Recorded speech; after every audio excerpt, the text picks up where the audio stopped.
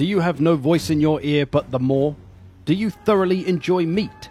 If so, you might be an ogre or an Ogre Kingdoms kinda guy. In the first part of this army guide, we're going to look at their roster and all the units within it and what they're all supposed to be doing for the army. In part 2, we'll look at the tactics, strategies, strengths and weaknesses of the Ogre Kingdoms. So let's go. Beginning with the Ogre leaders. First up on the scales and breaking them, Greasus Goldtooth, your main legendary lord for the Ogre Kingdoms. He is a pure melee lord with great combat stats, lots of armor-piercing weapon strength, bonus versus large on that as well, but with pretty beefy melee attack he can take on non-large stuff too. A little bit lacking in the defenses with not a great deal of armor or melee defense, but his large HP pool helps him out a bit there. For his spells and abilities, he's got Everyone Has Their Price, a single target melee attack and leadership reduction, perhaps most useful for making things rout a bit quicker. Stand Your Ground, a good old defensive buff to the area. Scepter of Titans, a buff to himself to increase his bonus versus large and armor piercing damage, so pop that when he's fighting anything large for a nice damage boost. And then a bunch of the usual stuff. Wall Breaker, this is an ability that all Ogre units have, allows them to beat down walls in sieges because obviously they're a bit too big for towers, so they just go through the walls instead of over them. And then another faction ability, Ogre Charge. When you charge into braced units like spears, normally they would take away the entirety of a unit's charge bonus, but with Ogres they only take away half, so you can still get a bit of a charge bonus when you charge in with Ogres.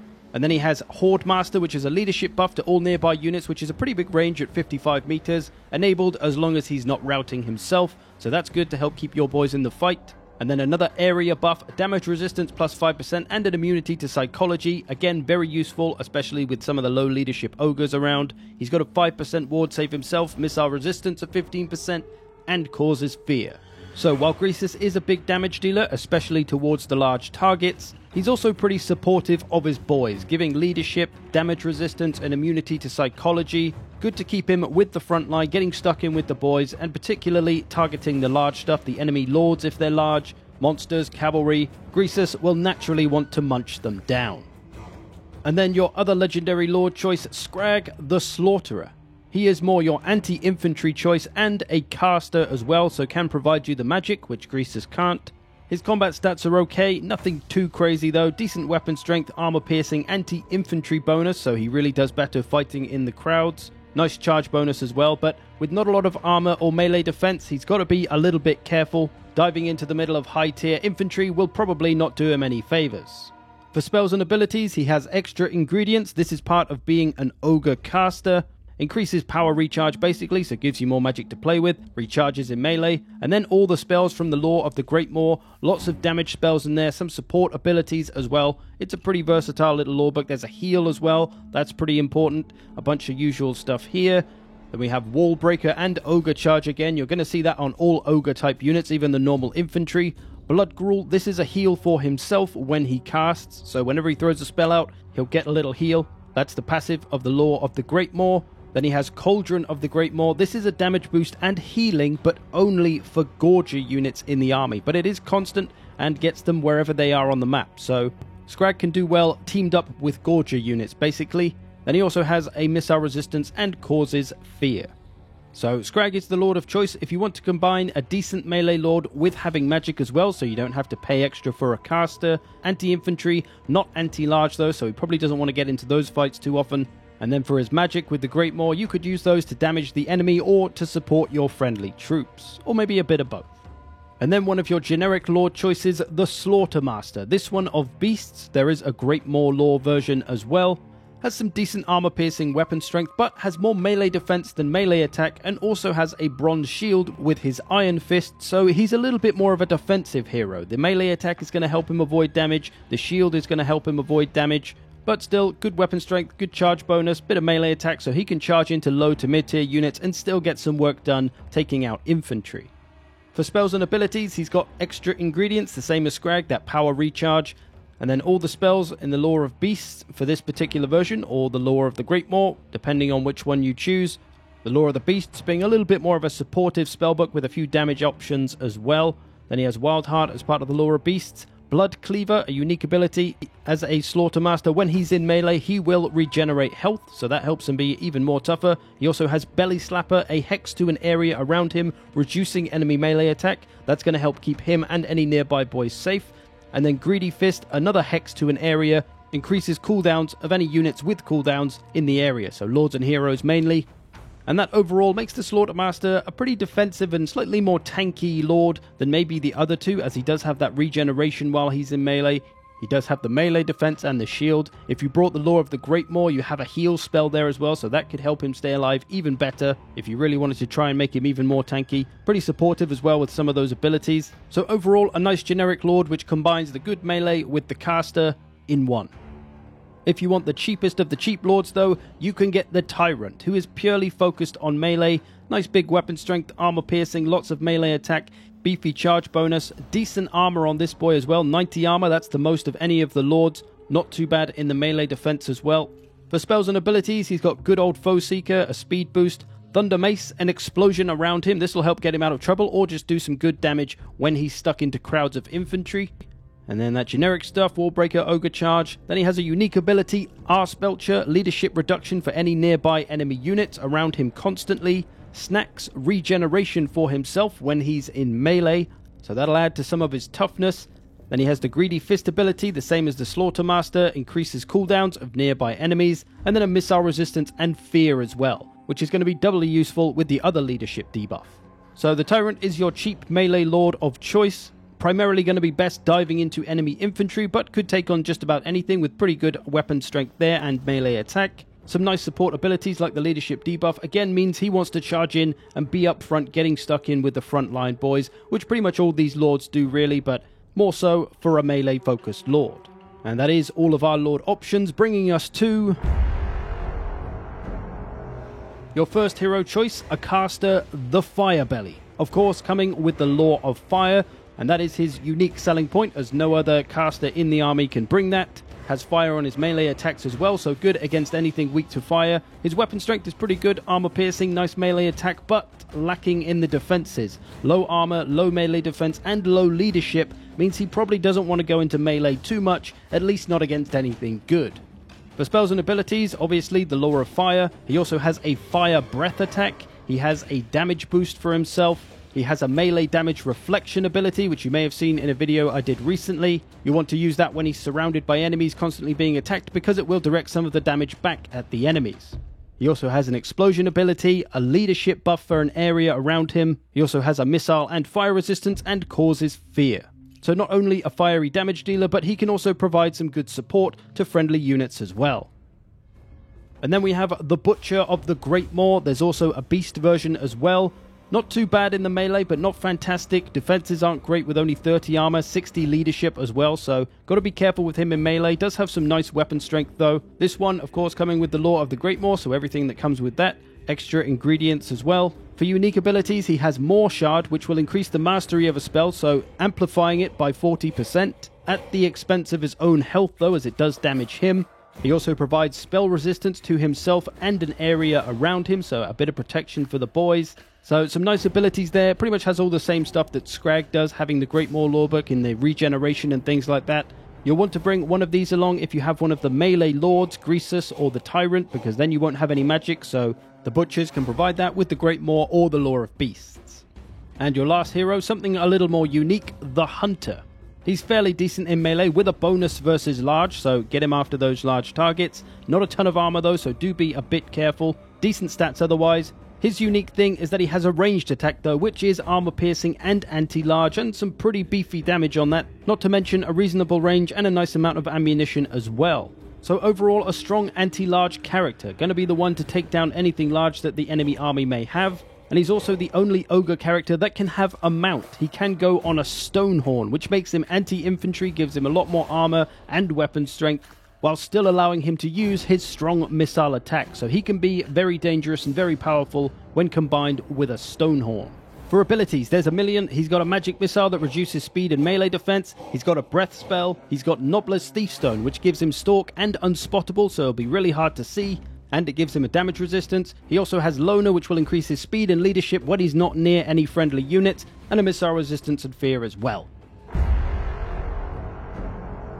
Onto the infantry then, with the bottom of the pile, Gnoblars. These are very much your cheap expendable meat shield unit. Not much good for anything except dying to protect more expensive units. They can charge up first, take away enemy charge bonuses and absorb them, stop cav charges and things like that. They could flank around and chase after missiles and artillery, but for the most part they're just there to really get in the way, tie things up, maybe to fight alongside ogres to help take some of the damage off them. But with such low armor, leadership and melee defense, they don't really stick around long for anything. Another unit with a similar function, but slightly more useful, the Gnoblar Trappers. Pretty much the same deal in melee, not going to last long, but can just get in the way of things. These ones do have Stalk, though, and Vanguard deployment, so they could be a little more sneaky, better for going after that back line, perhaps. They do have a ranged attack as well, which isn't massively strong or massively ranged, but is decent enough to do a little bit of damage, especially if you can flank enemy infantry, maybe fighting on the front line. You can jab some missiles into their back. They also have an ability called Gnoblar Traps, which will reduce enemy speed and charge speed and all kinds of speed by about 40-50% and do a little bit of damage as well. So kind of similar to Nasty Skulkers, you can trap enemy units, stop them getting away if you've got them in a bad matchup with the help of ogres, of course. That could be a pretty nasty combo.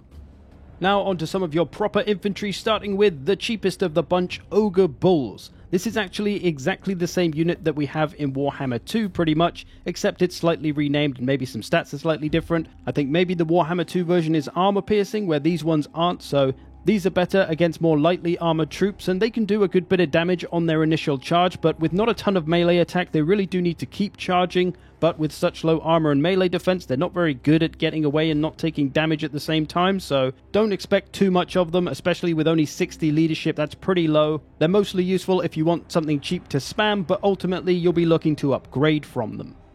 And then there's the Ogre Bulls with Iron Fists. The Iron Fists basically means they have a shield. You can see this one has a bronze shield, so they'll be a little bit protected from missiles, but being pretty much the same as the Ogre Bulls, they're not going to do much greater work. They have a little bit more melee defense because of that shield, a little more armor too, so these ones will survive slightly better than the Ogre Bulls, but not too much better. So same thing here, they can be a good little damage dealer for a low cost, but don't expect too much of them because they will likely rout and run away fairly quickly.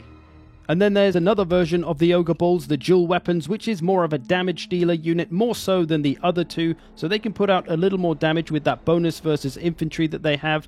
Otherwise, their stats are the same as the regular Ogre Bulls. Same again, don't expect too much from them, they won't stick around for a long time, but they can do some serious damage on an initial charge to more lightly armored troops. So depending on your situation, it'll dictate which kind of Ogre Bull you might want to take. The regular Ogre Bulls, pretty much just a cheap choice. If you want to save money, bring those. If you're facing a faction with more missiles, though, that you have to worry about, maybe bring the Iron Fists for protection from that. And if you're facing a light faction which doesn't have too many missiles, like Slaanesh, maybe the Dual Weapons will be the choice to bring. The first more reliable infantry you'll have, though, is the Iron Guts. These have more leadership, way more armor, a bit more melee defense as well, and some beefy weapon strength that is armor piercing. So just all round better than the previous three units. They can survive longer, they can do more damage. These will be what you're looking to upgrade to in campaign first, most probably, as they're just all round better at all kinds of jobs. There is less models in the unit, but they have more health, so should have more staying power overall than any of the previous units. Going to be the cheapest go-to choice as well if you need armor piercing on your front line, if you're facing a heavy faction like Khorne potentially. So as soon as you can afford it, go for the Iron Guts. And then to a more unique unit in the Gorgers. This is the unit that Scrag can buff up. Very much a damage dealer, very fast as well at 54 speed, as all ogres are. Good armor piercing weapon strength with a bonus versus infantry, so focus them at infantry primarily. Their unique thing though is that they have Stalk and Vanguard deployment, so they can be sneaky types of ogres. You can put them behind the enemy lines, get them after backlines, missiles, artillery, or just a nice cheeky rear charge on the enemy front line. With Scrag buffing them up, they can get that regeneration as well, which is going to help them survive way better. They are unbreakable though, so they won't rout and run away.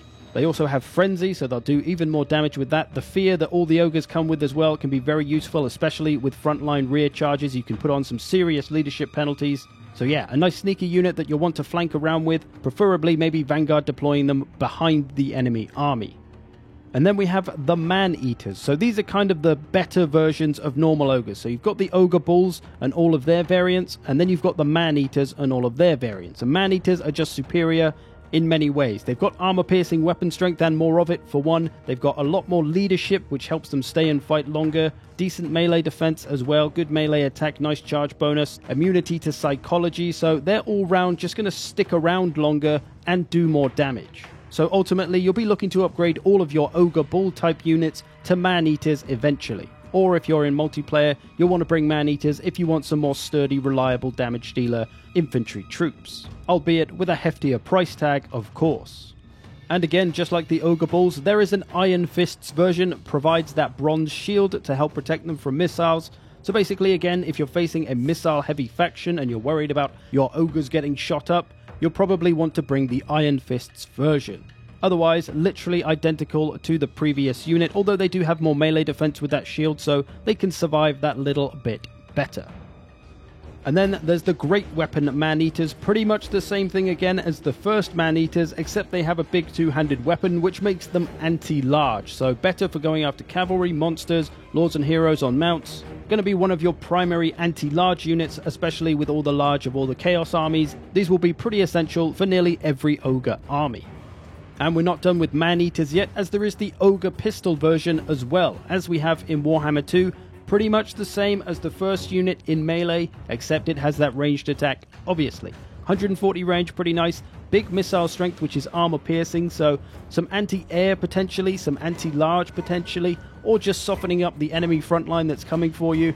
The missile attack can make them pretty versatile. You could use them to flank around on the enemy front line and shoot them in the back before you charge into the back of them. They can fire whilst moving as well, so they can keep busy whatever they're doing. But a very useful unit, and probably the choice Man-Eater unit over the regular ones and the Iron Fist ones, as they can just be way more versatile with that missile attack.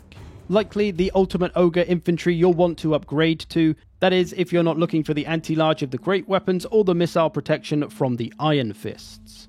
And that is all of your Ogre infantry, bringing us to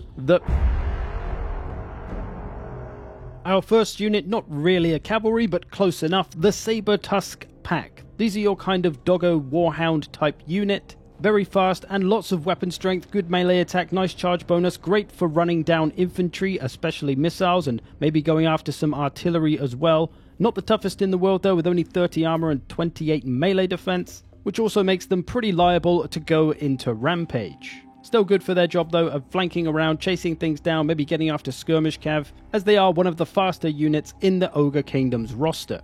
Onto the proper cavalry then, with the Mournfang Cavalry, another we've seen in Warhammer 2, and it's pretty much the same deal here, a very hard-hitting shock cavalry, lots of armor-piercing weapon strength, big old charge bonus, not a ton of melee defense though, so don't leave them in melee too long, they are a shock cavalry. Do have a good bit of armor though, so they can survive relatively well, although leadership does let them down somewhat. Ultimately though, a big hammer and anvil cav, hit things from the back, flank around, they can do absolutely devastating damage, or you could just hit things from the front. With that charge bonus and that weapon strength, they can hit anything in any way and they'll do some good damage. Their staying power though is all that really lets them down. And then there is an Iron Fists version, which is pretty much the same deal as the infantry. The Iron Fist version has a shield and thus has a bit of protection from missiles, and also has slightly more melee defense because of that as well. Otherwise identical to the previous unit and has the same role, flank around, hit things in the back, hit them in the front if you want to. They do lots of armor piercing damage on the charge. Still probably want to cycle charge them despite having slightly more melee defense though. And then there's the Mournfang Cavalry with great weapons, pretty much the same deal as the previous two units, except they're more focused on taking out large enemies. Other cavalry primarily, maybe some monsters, monstrous infantry, lords and heroes on mounts as well. Pretty much the same type of deal though, they're a shock cavalry, charge them in, pull them away if you can. If the enemy cav or monster is faster than you, that might be difficult, so you might just have to stay there, but they'll hit very hard on the charge either way. Just make sure you focus down enemy large units to make the most of their bonus versus large. And then we have the Crushers with Iron Fists. This is literally the same unit as the Mournfang Cavalry Iron Fists, except they are just more juiced up in the stats. Pretty much everything is superior, more armor, melee attack, weapon strength, charge bonus. They just hit a good bit harder, but have the same role. Flank around, hit things in the back, they'll do even more damage than the Mournfang Cavalry. They have that slight protection from missiles with the Iron Fist as well, which gives them that little extra melee defense too. So pretty much the same as the Mournfang Cavalry, just more money for a better unit that will do a better job of the same role. The same kind of setup as you have with the infantry. You've got the ogre bull types and then the man-eaters. Well, with this, you've got the Mournfangs and then the crushers. Which means that the same is true of the crushers with great weapons. They're exactly the same as the Mournfang cavalry with great weapons. They are just better at the job of killing other large stuff. So again, an anti-large unit, focus on taking out the enemy cavalry, their monsters, their lords. Do be wary though, as this version doesn't have Iron Fists, so their melee defense is a little bit less, meaning cycle charging is going to be pretty important where possible. Now, if all these ogres and crushers weren't big enough boys for you, let's move on to the real big boys. First up, the Giant. Pretty much a good old giant that if you've played any previous Total War Warhammer, you will know all about. They have lots of armor-piercing weapon strength, so good at smashing pretty much anything. Their low armor and melee defense means they're very susceptible to missiles though, and to being surrounded, which can make them somewhat more survivable against things that don't have high numbers, like monstrous infantry or single entities. Infantry they can get surrounded by, and that could do a lot of damage to them. Despite his 12,000 health, which is a hell of a lot, a giant can go down pretty quick if you're not careful, but otherwise great for just damaging anything and everything. If you want something more ogre specific, there is the big boy Stonehorn. This thing is an absolute tank with massive horns. It's kind of like a big chariot. It has lots of armor-piercing weapon strength with a bonus versus infantry and a nice charge bonus, so good for charging through infantry. Lots of armor on it as well, but with low melee defense of only 28, you don't want to leave it in prolonged combat getting surrounded for too long, so best to try and keep it charging every now and again, maybe every 15 or 20 seconds. Move it onto a new target so it can get its charge bonus again and just keep maximizing that damage.